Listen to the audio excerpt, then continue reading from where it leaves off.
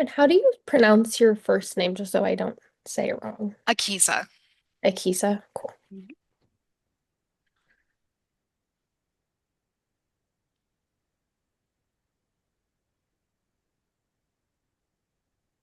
Okay. Yep. I think we can get started then. Natalia, do you want to start the Mhm. recording? It's going. Okay, perfect. Thank you. So today we're joined by Akeiisa Coleman. She is a senior program officer at the Commonwealth Fund. Miss Coleman earned her Master of Social Work at Washington University in St. Louis and her BA in Sociology from the University of Southern California. She is responsible for Medicaid grants and coordinating the cross-program Medicaid initiative as part of the coverage team at the Commonwealth Fund. She advises on strategy around federal and state policy, contributing to fund research and publications, and helping to execute projects and events to inform and educate policymakers at the state and federal level. Prior to joining the Commonwealth Fund, Ms. Coleman was a senior policy analyst with the National Governors Association, where she managed multiple projects related to the social determinants of health, Medicaid, and behavioral health. She provided technical assistance to state leaders, including governors, health policy advisors, Medicaid directors, secretaries of health, and other senior state officials on key policy issues and best practices. And today she's going to walk us through the impacts of the big, beautiful bill. It's a big bill. There's definitely a lot in there. Just in case folks aren't familiar with the Commonwealth Fund, we're a private foundation focused on improving the healthcare system, particularly for those who are underserved and historically underrepresented, with the goal of um, uh, ensuring that everyone has access to high quality care. And primarily, we do our work through grants and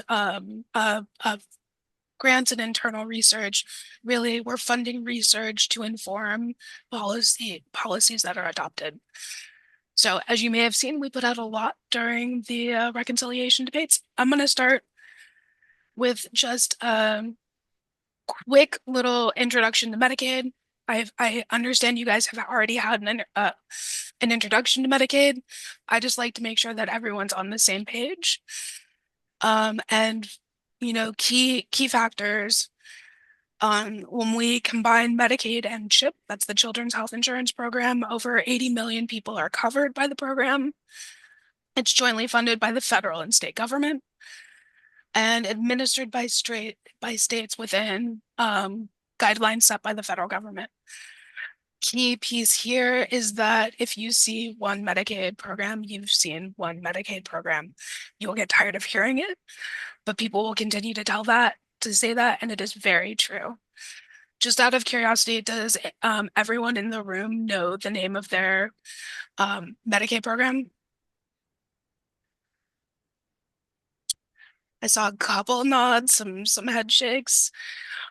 If not, we have fact sheets for all 50 states that include the name of the Medicaid and CHIP program if they're different. So highly recommend getting familiar with some of those names.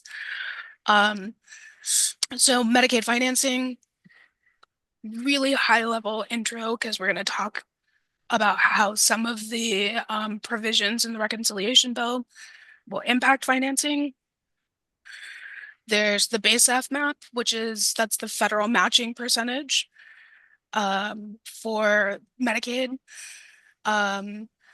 This is for the traditional population, children, pregnant women, individuals with disabilities, and older adults. Then there's enhanced FMAP. So that is the 90% match for the expansion group, which is adults with and without children up to 138% of the federal poverty level. And then there's administrative FMAP. So this is the federal match for administering the program. Base FMAP ranges from 50% to 83%. I think that's the max that it can go up to is 83%. I think currently the highest FMAP is, when we don't take into consideration the territories because they're treated completely different, is around 76% in Mississippi. Enhanced FMAP is the 90% match. Administrative match for day-to-day operations is 50%, but there are additional administrative match rates for upgrading IT systems, and the federal government will pick up the cost for, ensuring that states are able to verify citizenship and immigration status. So there's a few different administrative FMAPs there. The state share primarily comes from general revenue. So that is the taxes that are collected. But then you also have things like intergovernmental transfers. This is dollars from counties and localities. So some cities may pay into the state share of Medicaid. You have certified public expenditures. Those are the things that public health facilities are paying to provide care for Medicaid eligible individuals. Those expenses are counted as CPEs and count towards the state match. Then the big one that is currently going to be going through some changes is provider taxes. And so these are taxes on different types of healthcare providers, from hospitals to nursing facilities to managed care organizations that help pay for or can be matched with federal dollars to increase the amount of federal dollars that the state is receiving from the Medicaid program. And then a smaller slice of the pie is settlements, like the Tobacco Master Settlement Agreement, and there's a few other major settlements that states have received and can allocate towards the state share of the Medicaid program.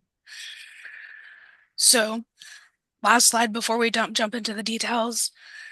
When states face major budget constraints, they have four options.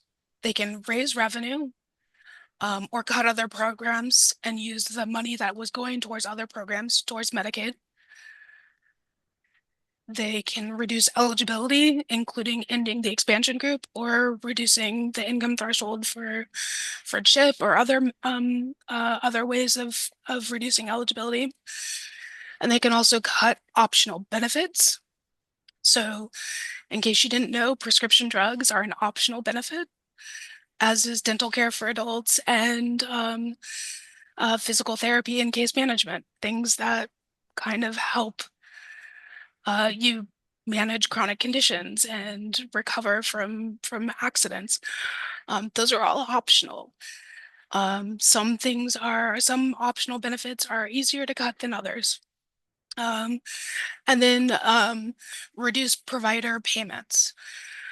So if we don't want to, we need to save money. Usually it's a combination of the latter three, the eligibility, benefits, or provider rates.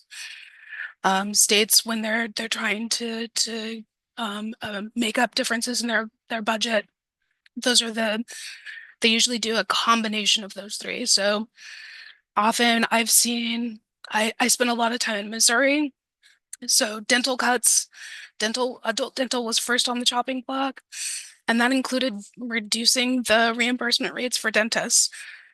So all in all, a total reduction in access to dental services for all Medicaid populations because fewer dentists decided to participate in the program. Raising revenue or cutting other programs is challenging. No one wants to pay more taxes. We don't like the idea of taxes. They do lead to some good things that happen, but it's hard to sometimes make the case for raising revenue when there's a broad economic decline that's occurring. And cutting other programs can also be challenging. So none of these are easy choices, but these are the levers at the state disposal. So we're going to see them using some of these in the coming months and years.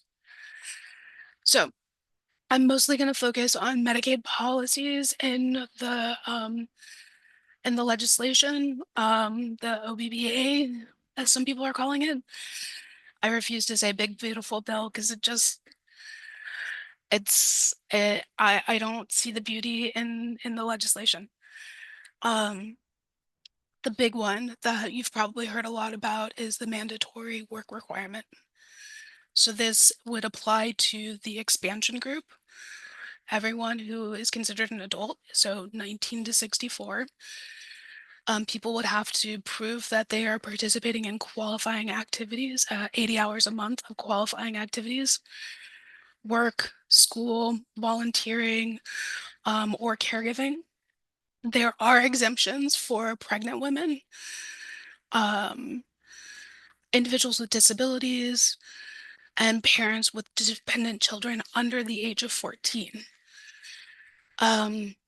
The statute says that the work reporting requirement cannot be waived or modified through an 1115 waiver. They have to be, the states will have to implement this work requirement regardless of whether or not it's something they were already pursuing or not. And if people lose their Medicaid coverage because of the work reporting requirement, they are locked out of the marketplace. So even if they are above that, they're in that 100 to 138% of federal poverty range, they cannot buy insurance through the marketplace. So effectively, unless they get an offer of employer-sponsored insurance that they can afford, they will become uninsured. Or they're able to buy some other health plan outside of the marketplace. So the immediate impacts of this will be new hurdles for Medicaid enrollees to get and maintain their coverage. So we're assuming they're gonna have to verify this at enrollment and redetermination. It increases the cost to administer the state program. We know that in Georgia, I think in the first year of the Georgia work requirement, which is a partial expansion, they had in the first year, actually, I think in the first year, they had less than 5,000 people enrolled in the program. Last I checked, the figure for April was that a total of about 7,600 people had enrolled in Georgia's Medicaid program with a work requirement. For that first year, I think it was over 90% of the costs for the program were administrative. So setting up the IT system, staff to oversee the eligibility process, and consultant contracts to assist with some of the system upgrades and outreach efforts. So they have spent a lot of money for very few people getting enrolled. I think one estimate I saw was somewhere around 11,000 per person enrolled in the program was the total cost, but only about 10% of that was going towards actual health care services.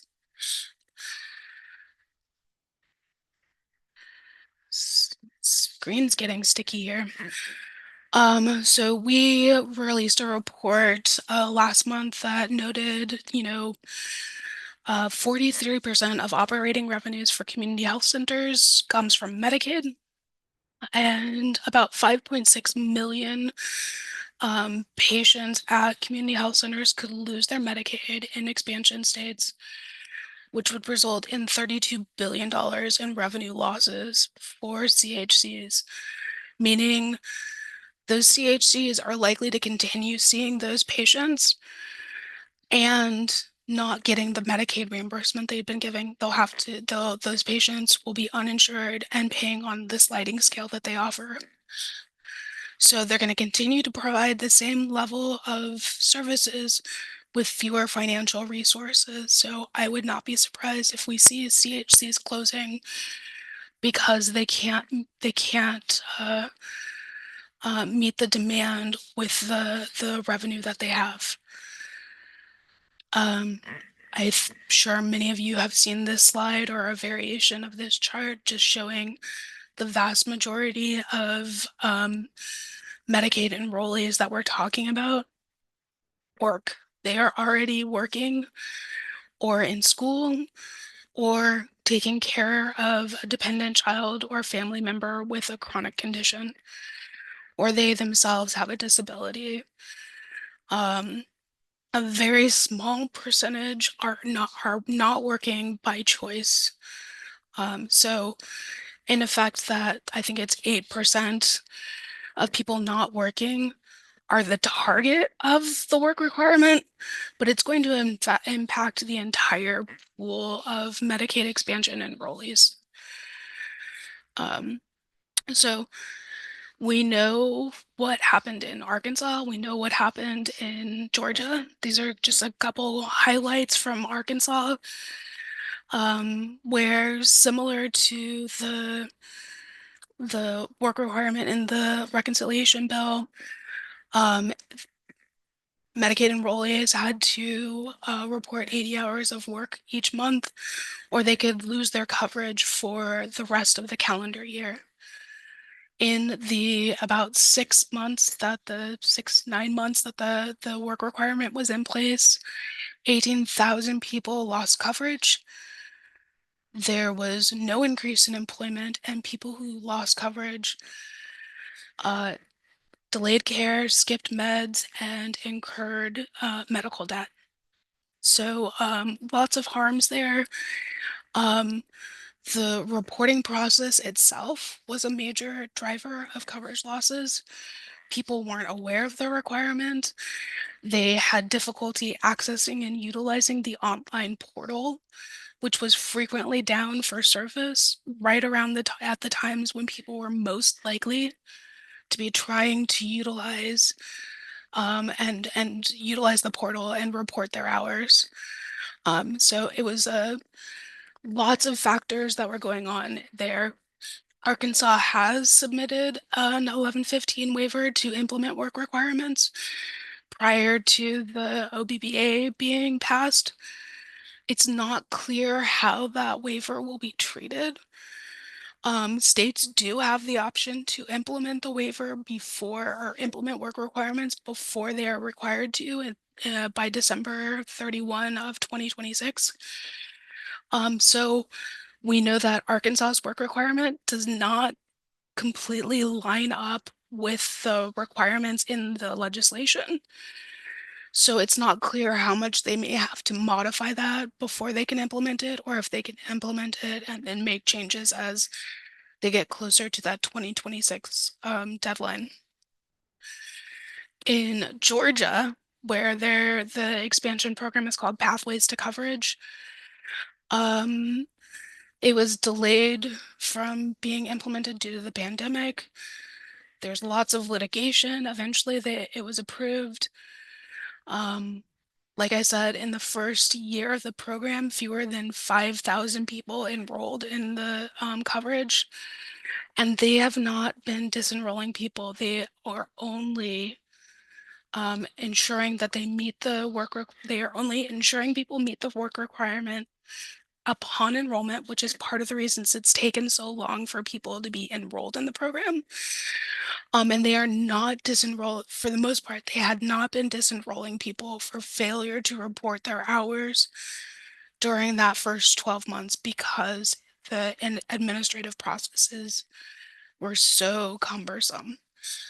Um, so again, overwhelmingly low enrollment and high administrative costs. So there, I was wrong. It wasn't 11,000 per enrollee. It was 13,000 per enrollee. Um, so yeah. Just a quick highlight in terms of some of the other impacts of work requirements. Um, like I mentioned, there will be litigation around the 1115 waivers, and there is likely to be litigation around the work requirement in the reconciliation bill. But for you as future healthcare providers, I would note that uh, this will lead to increases in uncompensated care for hospitals, and will contribute to kind of that domino effect that we're anticipating with rural hospitals in terms of their financial stability. And again, as I mentioned before, the financial stability for community health centers. So lots of questions around ensuring health providers will be able to continue to keep the doors open based solely on the work requirement and the potential loss of revenue there. Before I go on, I just want to stop and see if there's any questions around the work requirement. Yeah. I guess this isn't directly related, but I was wondering what you think the likelihood is of states successfully challenging work requirements after it's implemented from the Big Beautiful Bill. Um, I'm not sure. I don't know. I think this is a case that will ultimately wind up going before the Supreme Court based on precedents, primarily the NFIB case that challenged the uh, constitutionality of the Affordable Care Act. That was the case that made Medicaid expansion optional. When it was originally written in the law, it was mandatory. All states were expected to expand their Medicaid programs. The Supreme Court said that it could not be mandatory, it had to be optional, because the state is required to spend dollars on the program. So in the same way, or on the same basis of the federal government being coercive of states and putting all of their Medicaid dollars at risk, there's an argument that can be made that the work requirement similarly puts their Medicaid funding at risk if they do not, all of their Medicaid funding at risk if they don't adhere to and fully implement the program. So I can't say for certain how the Supreme Court may rule on that. If they follow precedents, there's a chance that the work requirement would become optional rather than mandatory. But I don't know to what extent precedence holds in kind of these changing times. Yes. In terms of if there was like a case of that sort, questioning the like optionality of something like that, what would a timeline look like for that since they're requiring these to be put in place by next year? So there is a provision that states can waive implementation for 2 years. So while the statutory deadline is December 31, 2026, states can say, look, we're trying to make these adjustments to get our system up to date so that we can fully implement this. So can we waive the requirement for up to that 2 years? Um, so effectively implementing in 2029. Um, it's not clear um, how many of those waivers the health secretary will approve or the criteria that'll be used to make those determinations. Regarding the court case, that litigation will take multiple years. It'll have to go through district court appeals and appeals before it ultimately goes to the Supreme Court. And I don't think a case has been filed yet. There are other pieces where litigation has already been filed this week regarding the reconciliation bill, but I think states are going to have to put their heads together and decide how they want to address this, because they're the ones that will have to challenge it in court. Any other questions specifically about work requirements before we move on? This is the really big bulk of the slide, so it should go faster after this. Okay, I'm not seeing any more hands, so I'll move on. Um, so there is a delay of implementation of Biden administration rules simplifying and streamlining eligibility and enrollment For the non-Magi population, the non-Magi population is the traditional Medicaid group. So children, pregnant women, older adults, and individuals with disabilities. They have a slightly uh, more complicated enrollment process than those who are in the Magi group, which is parents, children, different. There are kids in both groups. And the expansion group is the primary Magi group. Magi is the modified adjusted gross income. So it's a simplified way of looking at income that is not used for those other groups in Medicaid. So the Biden rules would have made it easier for people to enroll in and get covered.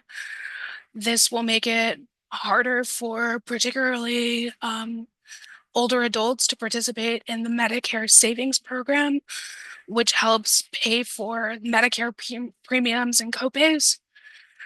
It allows waiting periods, annual and lifetime limits, and premium lockouts in CHIP. So because of those things, there could be 1 million fewer people enrolled in MSPs, the Medicare savings programs, and 1.2, 1.3 million fewer folks enrolled in CHIP because of some of these provisions and delaying the rule being implemented. The eligibility and enrollment rule delay, I need to go back and read it a little bit, the legislation a little bit closer, because there was a change from the House version to the Senate version, partially because of the bird bath. Are you guys familiar with the bird bath? So for the Senate, in the Senate, specifically for the reconciliation process, the parliamentarian reviews the legislation to make sure that it conforms with the rules of reconciliation, primarily that it has to be financing, tax, budget related. And so this provision was flagged in the bird bath, and the Senate had to make a change, and I haven't totally gotten clarity on exactly how different it is. This is the original House passed version of that particular rule, but it is in place. We're still anticipating people losing coverage through or losing the participation in the Medicare savings program. So that is still true. I'd have to double check on that CHIP piece though, because there's a lot to digest there, and I haven't gotten through all of the provisions super closely to note that. So just flagging that for you guys if you want to look into it more. Another provision requires more frequent eligibility checks for the Medicaid expansion group. This is the opposite direction that we had been going in the previous administration. So it requires starting the same time that the work requirement is supposed to be implemented. Expansion group will have to have their eligibility redetermined every 6 months. So the more paperwork people have to go through to apply for and keep their Medicaid coverage, the less likely they're going to be continuously covered. It also increases the cost to administer the program at the state level. So if you are doing more redeterminations more frequently, you may need additional staff to make that happen. And again, that's a cost that is equally shared between the federal government and the state. I think the estimates are about 1 in 10 people fall out of Medicaid coverage in a 12-month period, with the majority of them coming back into the program in the following 12 months. So frequently we see people coming on and off the program. That's called churn. Hopefully you're familiar with that term. People losing coverage for a short period of time before coming back in. This is most likely going to increase churn. It's an interesting contradiction compared to legislation that took effect just last year, where children are required to be covered continuously or to have continuous eligibility for 12 months. And a number of states have applied for and had waivers approved that allow for continuous eligibility of 12 months or longer for certain adult populations. I think Oregon's one of those ones that's way out in front with covering children continuously from age 0 to 6. So if you are born on Medicaid, and stay in the state of Oregon, you will have that Medicaid coverage up until your 6th birthday. And then if you are still eligible for Medicaid, your eligibility is continuous for 2 years. From I think 2 years on for the rest of the Medicaid population. Massachusetts was approved for 2-year continuous eligibility for individuals who are experiencing homelessness. And there are a couple of states that have looked at doing similar things for individuals leaving incarceration. One option that a lot of folks would like to see is a state plan amendment option that would allow for multi-year coverage of children or 12-month continuous coverage of adults as an option that does not require an 1115 waiver. I don't think that's likely to happen under this administration, but we'll see what happens. Keeping it moving. Cost sharing. There is a new cost sharing requirement for the expansion group. All states that have adopted expansion will have to impose cost sharing for individuals above 100% of the federal poverty level. This is not supposed to exceed $35 for any particular service or exceed the existing statutory cap of 5% of income. If an individual can't pay that cost sharing expense, that copay, providers can deny them services for failure to pay.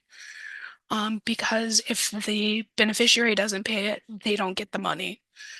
They'll get the state match, or they'll get the reimbursement that is the difference for the service that they received. But they may lose out on revenue if the copay isn't made at the time of service. Slightly problematic. Especially since for individuals enrolled in Medicaid, we know that income can change over time. And anytime that cost sharing is a part of the program, we see beneficiaries avoiding care. So because they don't have that $5 or $10 to pay for a doctor's visit, they're, to have that sinus infection looked at, they're going to wait and wait and wait until it is so bad that they wind up in the emergency department. And then the cost is incredibly high because it's an inappropriate site of service, right?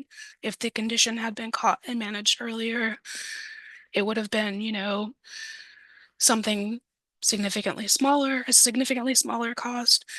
But now they're winding up using more emergency care because they were trying to avoid that copay that they couldn't make or couldn't afford.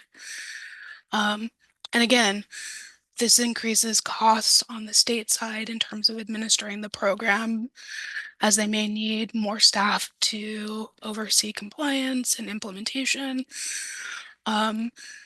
We know that when states have implemented premiums, it has not gone well. We've seen reduction in enrollment. Oregon had an expansion prior to 2010, where I think it was 20% of people in that quasi expansion, so income up to 100% of the federal poverty level. 20% of that population disenrolled in part due to cost sharing co-payments for services. A higher percentage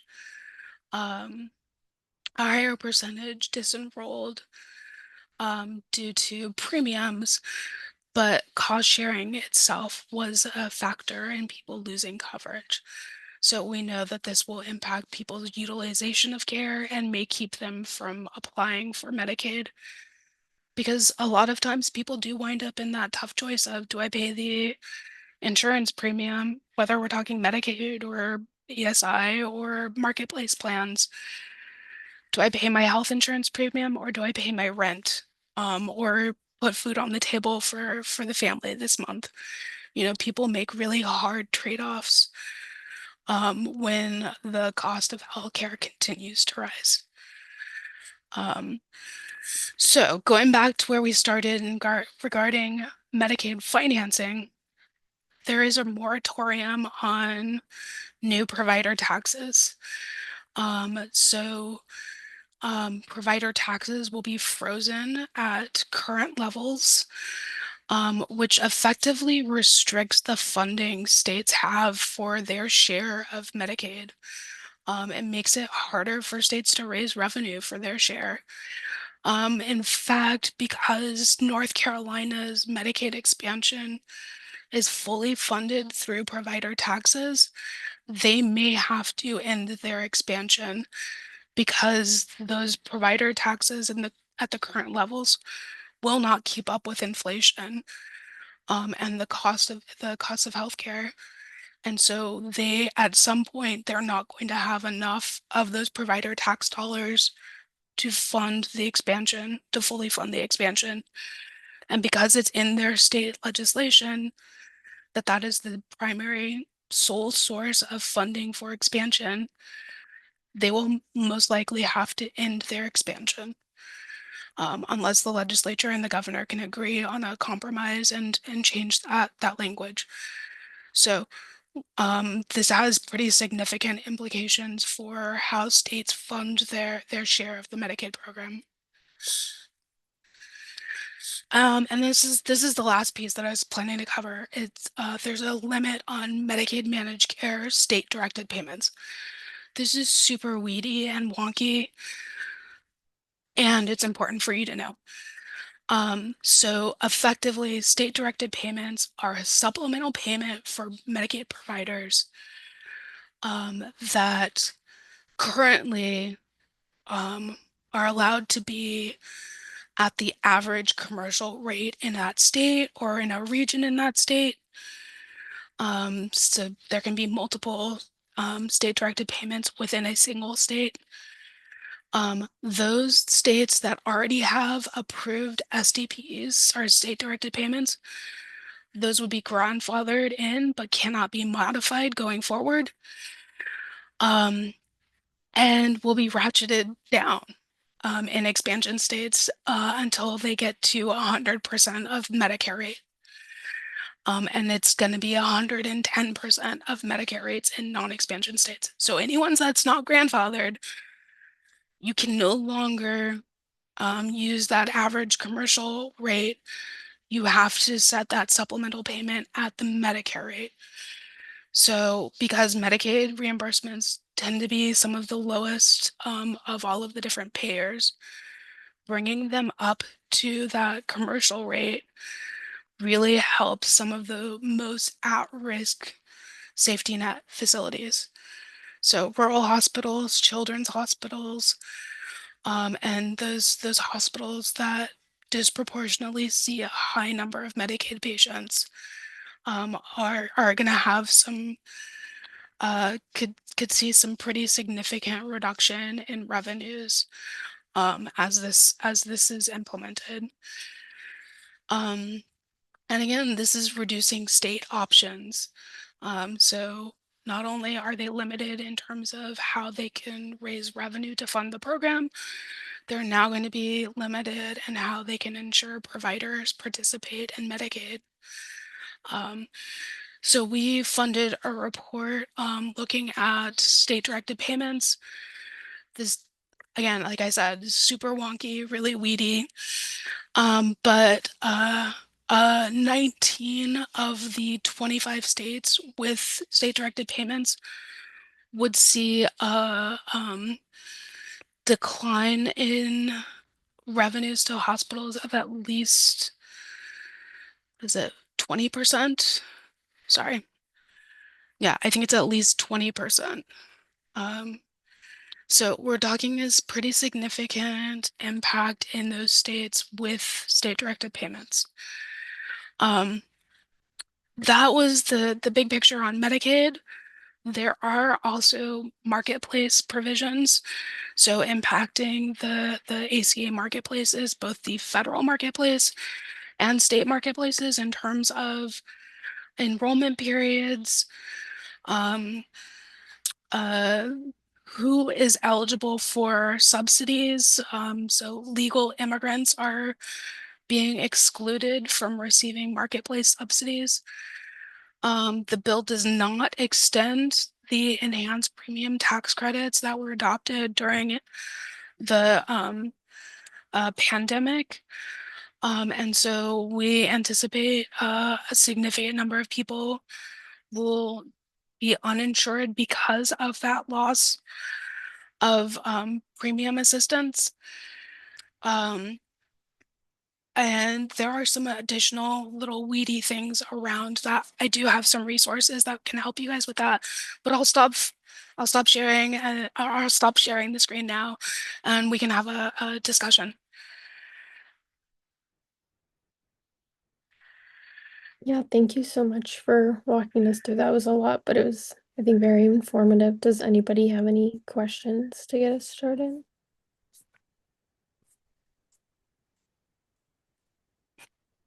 Yeah, Zach. Um, First off, thank you. It is overwhelming at times for even us who have an okay understanding of how Medicaid even works in the first place to realize how this will impact it. I just want to clarify. You said in the, I think you referred to it as the OBBB. Um, if someone does not meet the work requirements at any time during the year, they're not allowed to reapply to it after, or am I misinterpreting that? Like they'll be locked out of the marketplace? I'm So I believe part of this is dependent on the guidance that comes out from CMS as we move forward with implementation. But the statutory language says that if you lose your Medicaid coverage due to the work requirement for the remainder of that calendar year, you cannot enroll in marketplace coverage and get a subsidy and get subsidized marketplace coverage. You are locked out of the marketplace. And I believe the intent is if you lose your Medicaid coverage for failing to meet that work requirement, I'm not sure what the time frame is, but that you would be locked out for the calendar year. That's the way that Arkansas implemented their work requirement. So if you lose for whatever reason, you lose your job, you aren't able to report your hours in March, say from March through June, 3 months, you're likely going to be locked out of coverage through the end of the calendar year.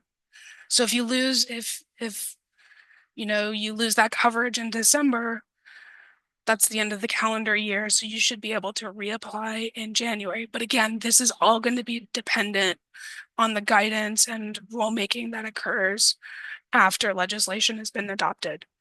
Usually that's a lengthy process. It can take up to a year to get a proposed rule sometimes. So the December 2026 implementation deadline for the work requirement is incredibly fast, incredibly quick, and may not allow for as much public comment as we would like or see in previous administrations. Natalia. So also related to that gap in coverage, if you lost your coverage, is there a reason that that was written in the bill, or was that just kind of an oversight or something they expected them to figure out in that period when they're implementing? Or do you know? I don't know.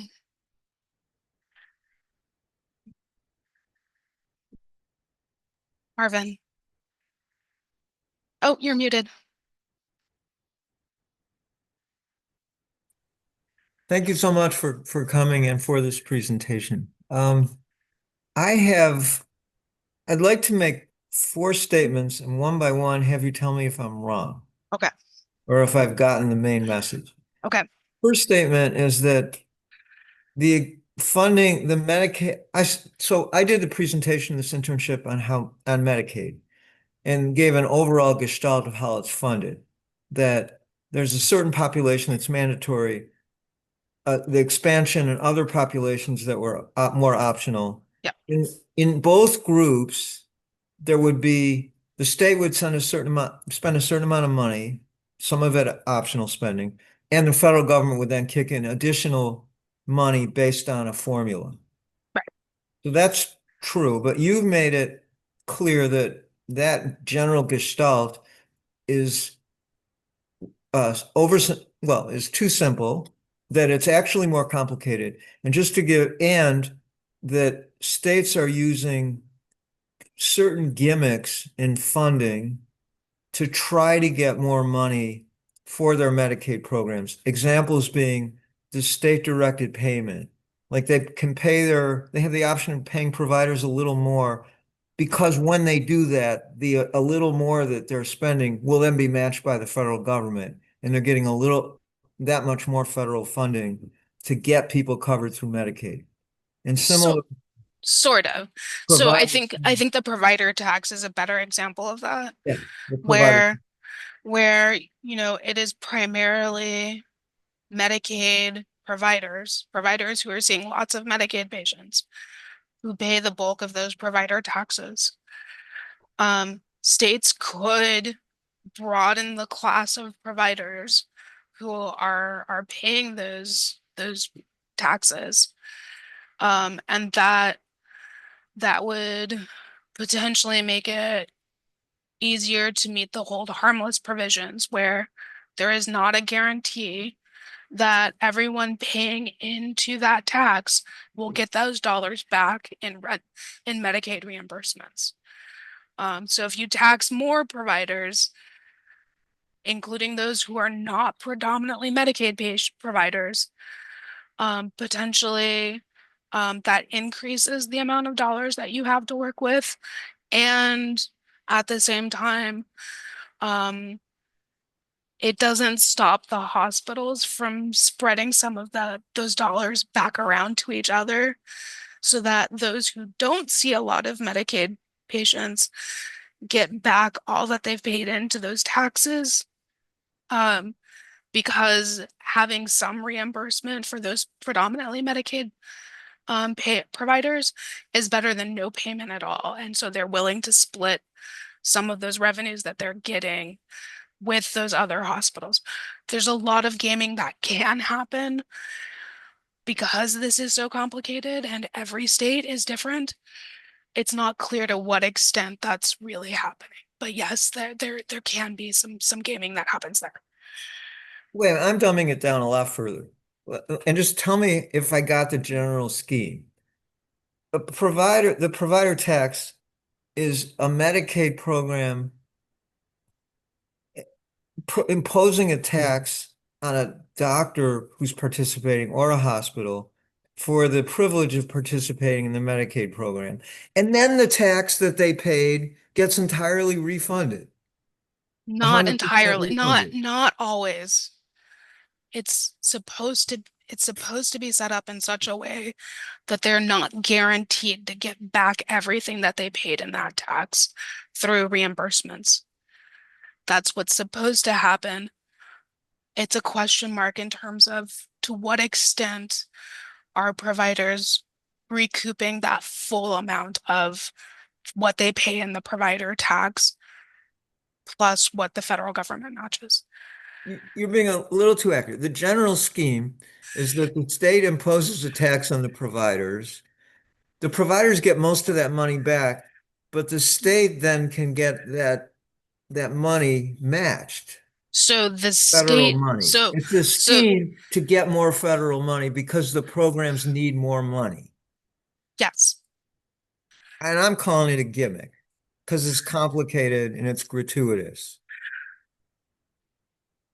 You with Okay. me there? Or this could be avoided if they just got more money from the federal government to run the damn program to start with. Or if they chose to the state chose to raise additional revenues itself. Yes. Anyway, so the funding is complicated. It was set up complicated, or it's become complicated before there It's was ever a Trump.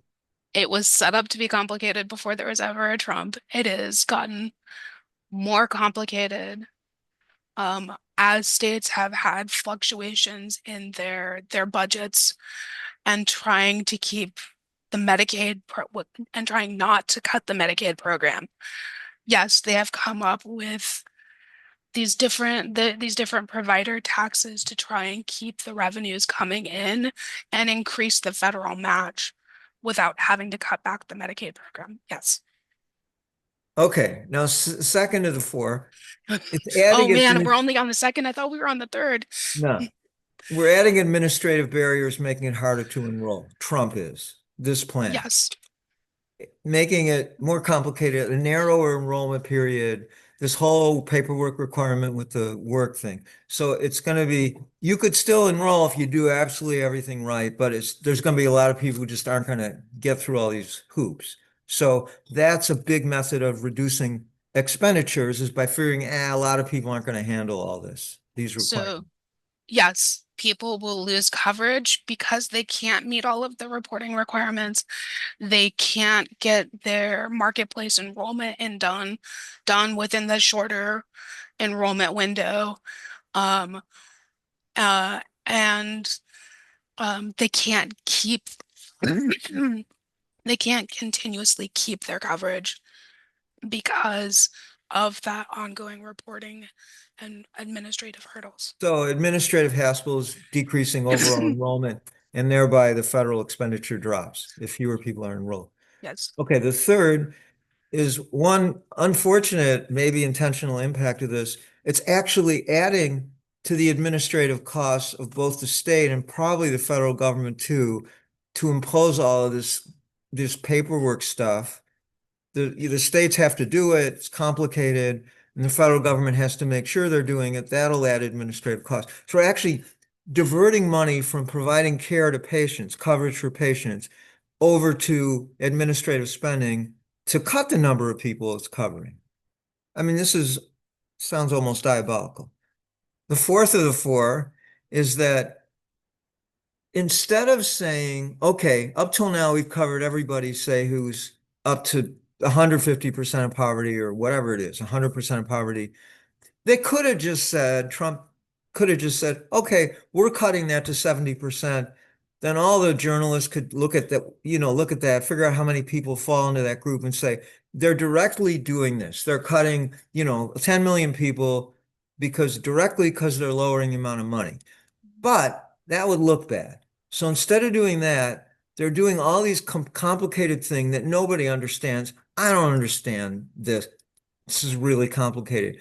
But the impact is to have fewer people in the program, while at the same time, the people who passed it saying, no, we're not cutting anyone off the program because We're just making sure they're working and there's no fraud and abuse, even though we all know that there's going to be considerably fewer enrolled. So in other words, the strategies used within this legislation look like they're primarily trying to save money through complexity and complexity that the journalists and others who are discussing the plan are not going to easily articulate. And it's going to be easily refuted by the administration by saying we're not cutting anyone. Furthermore, the states could just assume the payments. That's all I So have to say. I'm sorry it took so long. no, it's okay. That That one's gave me good. that gave me a chance to clear my coughing. Yeah, no problem. Um, No, you're not feeling well. it effectively a lot of the Medicaid provisions that are saving the federal government money are either shifting costs to the state, particularly the SNAP component, and pushing the hard, difficult decisions on the states in terms of how they manage having reduced funding for their Medicaid program. So, despite repeated claims that this is protecting the core traditional Medicaid population, we know that there are individuals who, because it is easier to enroll in expansion than the disability group, chose to enroll based on income in the expansion group. They may be disabled. They may have severe chronic condition that makes it difficult, if not impossible, for them to work. They are going to lose their Medicaid coverage under that work requirement for the expansion group. There are parents who are taking care of a dependent family member who no one knows what the criteria is going to be to prove that you're a caregiver, that you are caring for a young child or an adult family member with a disability. What is that criteria? How do you establish that? There are going to be caregivers who lose their Medicaid expansion coverage. There are going to be parents who are working. There are going to be lots of adults who are working who are going to lose their coverage because of that reporting requirement. Supposedly they are protected and exempted, but how you define disability really matters. Is it that you are simply that you are in the disability group and therefore exempt? Yes, because that's not the group that's included in part of the expansion. But there are those individuals with disabilities who are not in the disability group who will lose their coverage. Because if I have to prove that I have a disability at the time of my enrollment, who is doing that? How am I paying for that doctor's visit or that provider note that says that I am not able to work at this time because of my health status? How do I prove that if I don't have coverage before I'm enrolled in Medicaid? There are lots of questions about how this will actually be implemented. And hopefully there will be opportunities for the public to comment on those rules and point out some of the challenges and suggest ways to reduce the likelihood of people being inappropriately disenrolled.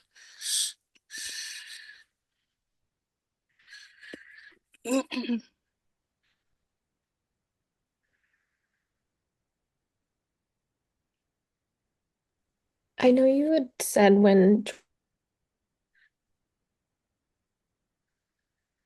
Oh no, did she freeze? sorry, can you guys still hear me? When Georgia had implemented their program, they had difficulty with disenrolling people that were already enrolled. Do you think that we're gonna see that happening a lot where new enrollees are stopped, but people that are already on Medicaid will continue to stay for a while? Or do you think they're gonna start disenrolling people sooner rather than later? Georgia has disenrolled people from the Pathways to Coverage program. There was actually a really great piece in ProPublica talking about someone who had enrolled to Pathways to Coverage in Georgia They had actually been contacted by the governor's office and were in lots of the promotional materials for pathways to coverage. He was submitting they have to report their monthly hours of work. He was doing that and still lost coverage, I think a total of 3 times. The last time getting his coverage renewed because of media attention. Um, saying like, look, here's the spokesperson for this model enrollee of what we want this program to be doing, and he's not able to keep and maintain his coverage under this program. So it's not clear entirely what the issues were, whether there were mistakes made on the state side, on his side, a combination. But people who are meeting the requirement, who are working, they're going to have challenges in terms of proving that and maintaining their coverage. So we're going to see drops in coverage. So I think in year 2, Georgia started disenrolling people. It's really hard to know what's going on there exactly, because there is a significant lag in the data that the state reports publicly. And some of the data only shows the total number of people who have ever applied for and been enrolled in the program versus the number that are currently and actively enrolled in coverage through the program. So monitoring how these things happen is going to be really important. It's something that the Commonwealth Fund plans to do. And documenting how problematic these policies are. And we know from the TANF program, from the SNAP program, these other public programs with work requirements, that they don't really work. If you want to help people get employed, the most effective thing you can do is provide them with job training resources or job coaching resources. It's helping them get transportation, helping them get childcare. It is not putting a reporting requirement on them that says, prove to us that you're doing the things we want you to be doing, and we're not going to provide you any assistance in any way to make that happen. That is not the way to get people employed. If you want to help people be employed, provide them the employment supports they need to be fully employed, or the training, education, assistance that they need to get a better job. Adding a reporting requirement just creates another burden for people who may already be struggling to make ends meet and get through each day. So it is, again, not the most effective way if that is the goal. And it's not clear that that really is the goal. As Marvin alluded to earlier, the goal seems to be to reduce the number of people who are covered by Medicaid.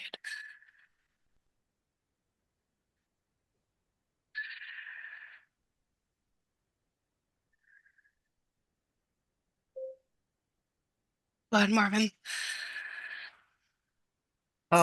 Yeah, I have 2 things to say. First of all, this is, I don't, I don't know how other people felt, but to me, this was a really interesting talk, and I'm really glad that you took the time to give it. You know this stuff really well, and I'm just so pleased that you took the time to come. Secondly, I'm a little worried about your respiratory thing. I hope you get better quickly, and I hope you can afford to get medical care in the United States, which is not easy to do for many people. I'm very fortunate that the Commonwealth Fund has very good insurance coverage. For us, I have bilateral vocal cord paralysis that is most likely permanent. And sometimes I have good voice days, and sometimes I have so-so voice days. Today's a so-so day. Well, I thank you. Thank you so much for coming.